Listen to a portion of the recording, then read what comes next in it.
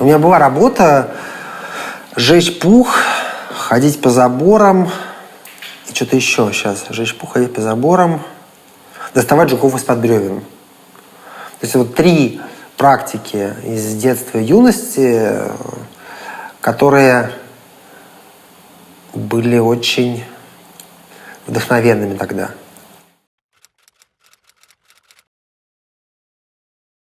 Первый никнейм был Мухомор, но я при этом как персонажа его не воспринимал, то есть я не рисовал грибы, просто писал Мухомор. Хотя можно было, наверное, тогда его анимировать, потому что такой яркий живой символ. И потом я еще узнал, что есть группа художников Мухомор 80-х годов. А потом был еще персонаж, ну не персонаж, никнейм, я тебя подцепляю. Свек или Свек-Све, это я вычитал в мифологическом словаре, это дух мертвых на Карибах. Он изображается с выпученными глазами, высунутым языком. Я вот какое-то время тегал его. А кто появился просто сначала? То есть сначала он появился из того, что я часто встречал заголовки, содержащие вопрос «кто?». Там, кто повысит пенсию, кто подстроил аварию, кто там... Ну, в общем, заголовки в газетах, где есть некий «кто». Я думаю, что же это такое за чувак, которого столько всего пишут, который такой всеобъемлющий. И так я стал его писать. Но довольно быстро я понял, что круто, когда его не пишешь, а когда он эксплицитно подразумевается, ты смотришь на работу и задаешь себе вопрос, кто это сделал. То есть ты его... Он не написан, но он подразумевается зрителем.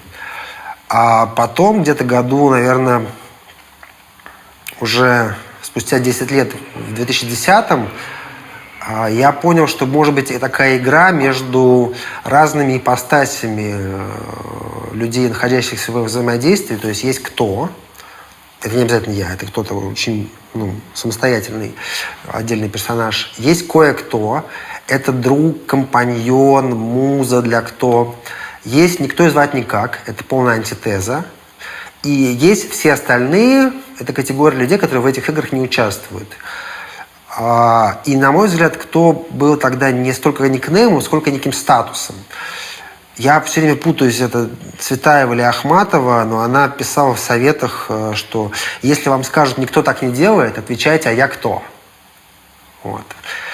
И как бы иногда вот я оказываюсь в роли никто, я не дотягиваю до этого статуса, а в роли никто и звать никак. И сейчас, как правило, если я стал делать работы со шрифтом, то есть псевдонимом с этим, я всегда подписываю, что это никто и звать никак, потому что статус не подразумевает нанесение этой надписи вообще, он подразумевает только ее озвучание и предположение.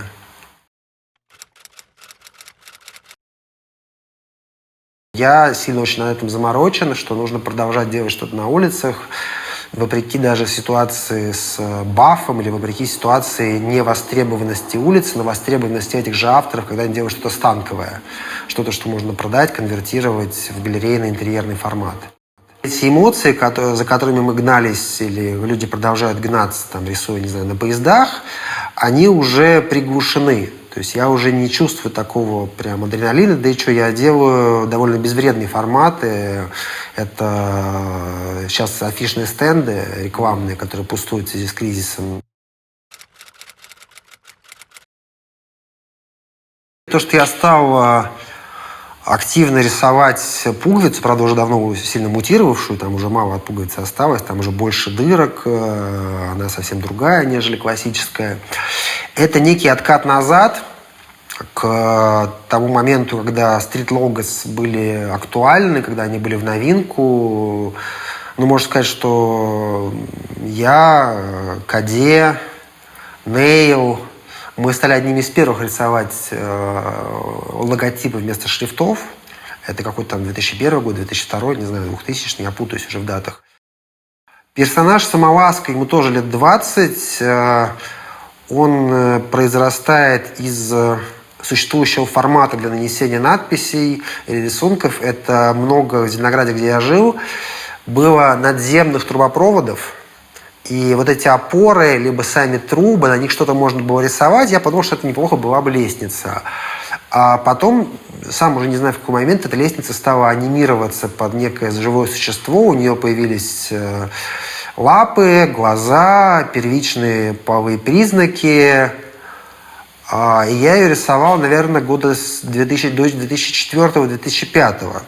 Потом опять был перерыв, я почему-то ее совсем не делал, и вернулся к ней в 2010 году. И в отличие от пуговицы, я считаю, что это интересный символ, потому что он более интересный. И пуговица неплохой, самолазка сильнее, потому что самолазка – это некая такая сущность, которая совмещает в себе функции объекта, по которому можно залезть, как по лестнице, и субъекта, который сама лезет.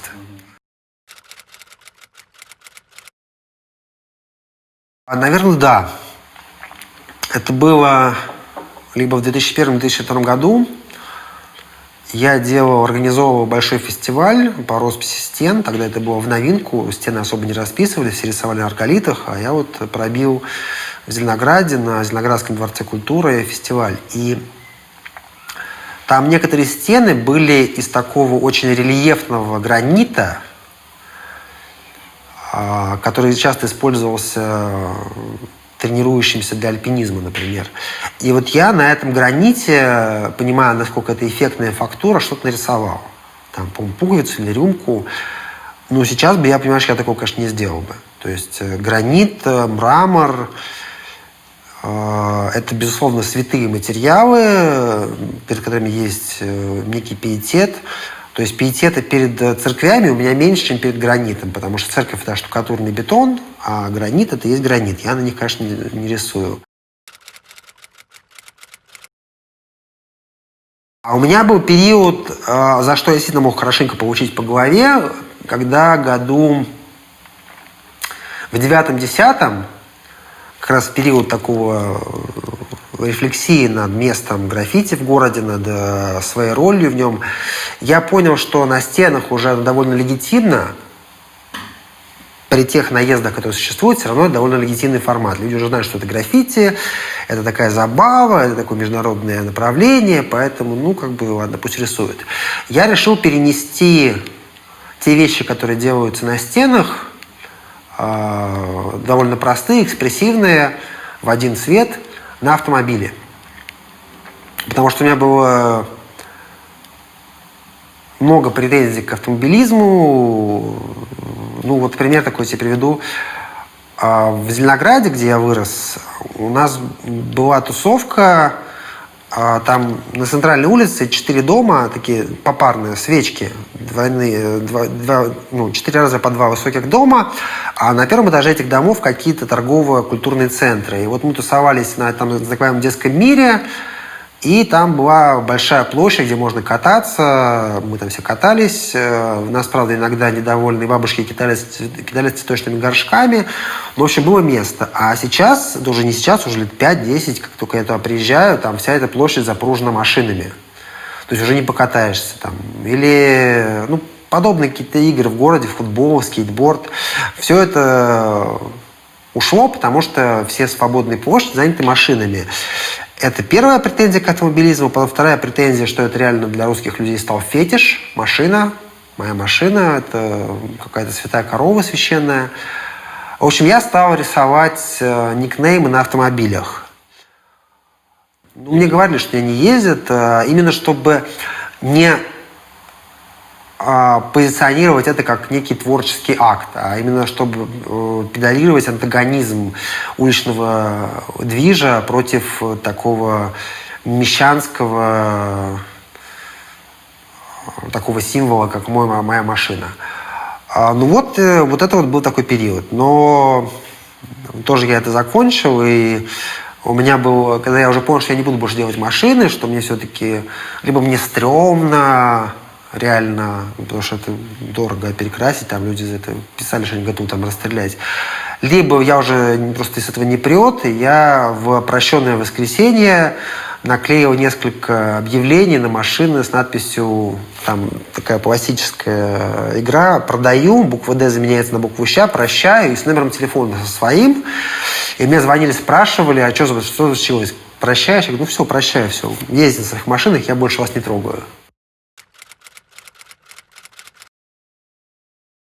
Сюжетов политических, социальных я почти не разрабатываю, такие сюжеты. Достаточно того, что этот формат все еще нелегален и все еще, вопреки моим интенциям 2010 года про машины, все еще нелегитимен. Поэтому даже если ты рисуешь просто там цветочек, раз это не санкционировано, это уже некий политический акт. Текстовые работы все-таки предполагают зрителя, который прочитает. Более того, я воспринимаю их как серию работ, что он прочитал одну, потом прочитал другую, потом прочитал третью, потом четвертую. Благодаря этому для него более глубоко сыграло. А если это композиционные игры, какие-то эмблемы, там вот запятую я очень люблю как знак, там, ну, та же самая пуговица, мутировавшая, там, самоласка, бабочка, ежик, то здесь я не очень интересуюсь вообще мнением зрителя. Я просто сам понимаю, что это хорошо сделано, там, а здесь лапки неудавшиеся. Надо повторить, развить, сделать тоньше. Но при этом я понимаю, что сейчас мир перегружен потоком информации, и ждать какого-то рачительного, прошаренного, глубокого зрителя – это очень самонадеянно.